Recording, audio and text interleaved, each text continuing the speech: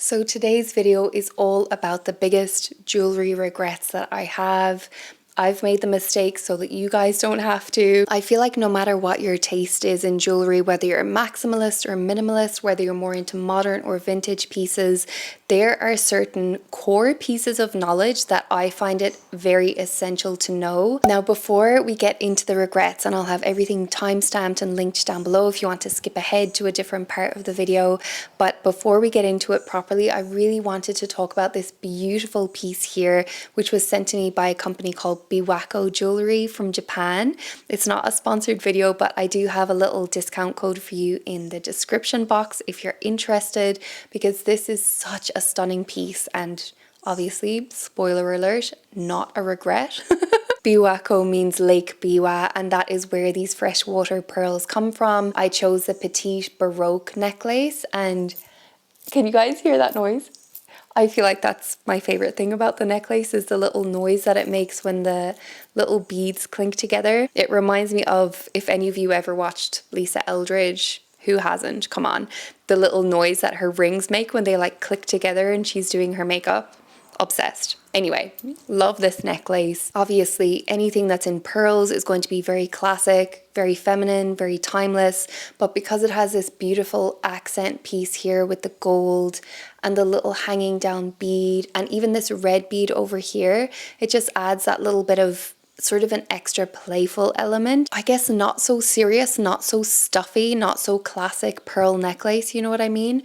It's got a little bit of that fun playfulness to it. They have so many stunning pieces on their website. It was incredibly hard to pick something, but I went with the Petite Baroque because it has that slightly smaller size of pearl. If you guys have watched my Japanese style video, you will also know that I am somewhat obsessed with Japan as well. So just having a little piece of Japan with me that I can wear is just, I can't explain. It's so beautiful. I will treasure this piece. Makes an absolutely beautiful premium gift if you wanted to treat somebody for Christmas time, obviously coming up, or if you're looking forward to, you know, February and Valentine's Day or Galentine's Day. I love it. And again, link in the description below if you want 15% off as well. All right, let's dive into the jewelry box for the first piece that I wanted to talk about. And please don't be shocked, but I really wanted to talk about this stunning piece from Pamela Card. I believe this is called the Mother Origin Amulet, and if you've been here on my channel for a while, then you know that I have waxed lyrical about this necklace, and I wear it often. I wear it like all the time. And the reason why this is a regret, or perhaps I should just call it a learning experience, is that this is made out of 24 karat gold vermeil. So that means that it is gold that's plated on top of, well, silver in this case. Generally, vermeil is over silver, but I have seen some companies plating, calling it vermeil, and it's been plated over brass or over stainless steel. So always make sure to check that and do your research so that you know what you're getting. Either way, this piece, which is gold vermeil, has already started to tarnish, and I have owned this for about maybe 8 months, maybe slightly longer.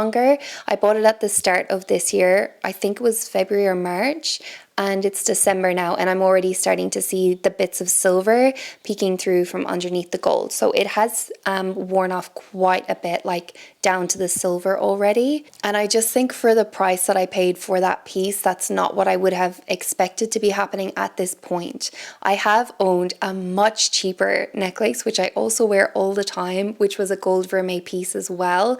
And I believe that was possibly over brass because I can't see any wearing on that. It just looks like it's gold, like solid gold all the way through. This is that other like little mini necklace, which is also a gold vermeil piece, and if it has worn off, it's worn off to a metal that's the exact same color, and I can't tell that it's worn off. You know, it looks like it's been gold all the way through, and I've owned this one for years. I want to say like 8 years maybe. It's still hanging in there, and it gave me the impression that all gold vermeil pieces were created equal, but unfortunately that's not the case. So gold comes in different carats, and the carat of gold relates to like how pure of a percentage of gold there is in that metal. 24 karat gold is like the closest thing that you get to solid gold, and if you see it as 24 karat gold vermeil, that means it's pretty much pure gold plated on top of another metal. And the thing about gold is that gold is actually soft. It is a soft metal. So the higher the number of the carat,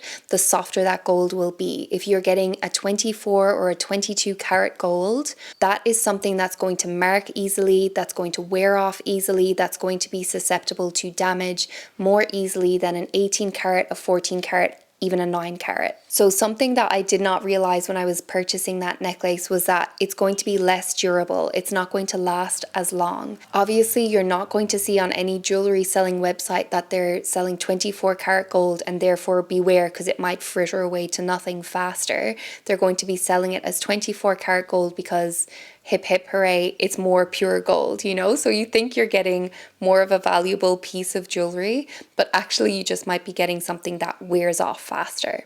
Now, I can't say for 100% certain that this is going to be the case for all types of vermeil, for all types of gold plating, because again, like I said, some gold vermeil has seemed to be lasting longer for me than others. Having said that, I don't remember what the carat of plating was for this little necklace, which has lasted me the longest. So I think it must have been a lower carat. Either way, anytime now that I see the words 24 carat, 22 carat, especially if it's vermeil or plated, it's not something that instantly draws me in, because I know that's going to be something that is soft, that is susceptible to wear, and that might not work for me in my lifestyle, because I'm very hard on my jewelry. I like to just wear it. I'm not like wearing it in the spa or in the shower or anything like that. You know, I'm just like wanting to go about my everyday life and like, you know, not have things wearing away on me.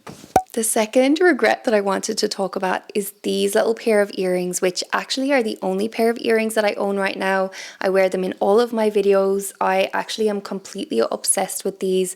Love the shape of them. They're completely perfect.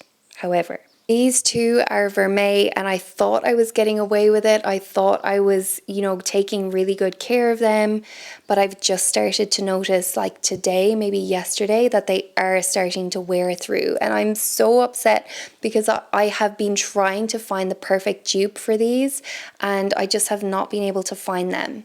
The reason why these are a regret is because they're from a company that I consider to be, now looking back, completely overpriced for the quality that they're providing. I kind of really wanted to put you guys onto this kind of, I don't want to call it a scam, but maybe it is a scam. It's like there are so many companies out there now that are selling basically like H&M quality jewelry, but more at like the mid-market range of prices. Here's the thing about me, okay? I'm definitely a perfectionist, but I think when we're spending our money, we should be demanding the highest quality that we can get for that hard-earned money that we've put our blood, sweat, and tears into.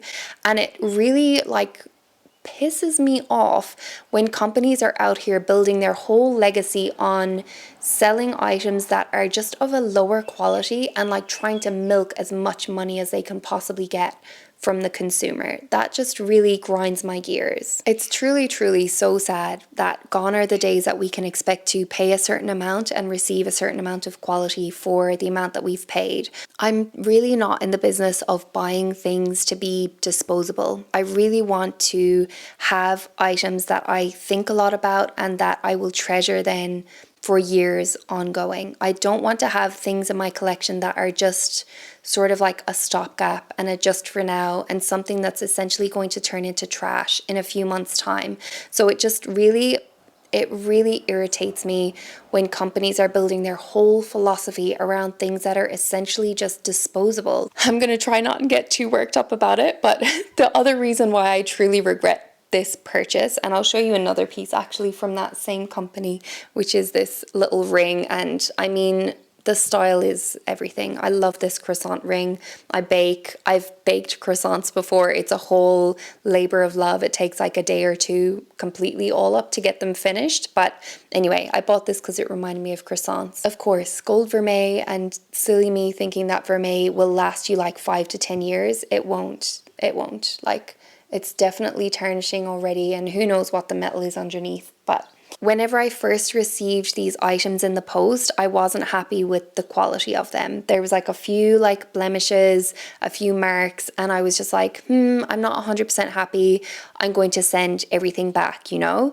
And the reason why these things have not been sent back is that I emailed and emailed and emailed the company and heard nothing back from them. They don't have one of these like automatic returns processes. You have to email them and then they like email you back a returns form or whatever. And I heard absolutely nothing back from this company, even though I was hounding them through their email and asking to return these items. Heard absolutely not a stitch back from them. So I was left with, okay, well, I guess I better have them and wear them now. And obviously left with these items which are just not up to scratch. They're just not worth the money I paid for them. And I was not able to return them back to the company either. So I thoroughly recommend, if you are purchasing from a new jewelry company, that you read on their website and just make sure what their returns policy is.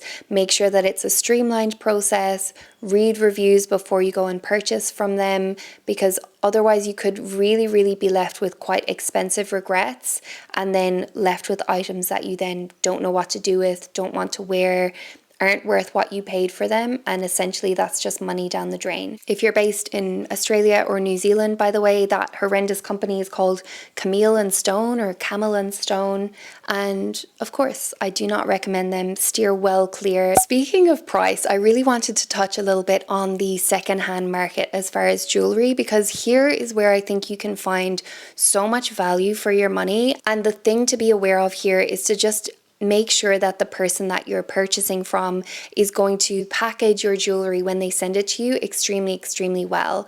Because when you're buying from individuals as opposed to, you know, a company or something like that, companies generally will have all of those resources as far as, you know, jewelry pouches, jewelry boxes. They have all the correct shipping equipment to get your pieces to you in one piece, to get them to you safely. But if you're purchasing from an individual who's just like maybe on selling a piece of their jewelry they don't want anymore, or who doesn't do it kind of as a side hustle or professionally, then chances are they might not be able to send it to you in the best condition. And I've had cases where, I'll show you a piece here, like this piece for example, which actually I also still wear and still love, but this came to me damaged in the post because it was essentially just sent in a little like Ziploc bag, and the Ziploc bag was placed inside like a regular post bag, essentially a piece of plastic, not even padded, no sense of bubble wrap, not even wrapped in newspaper or, heaven forbid, any kind of anything that would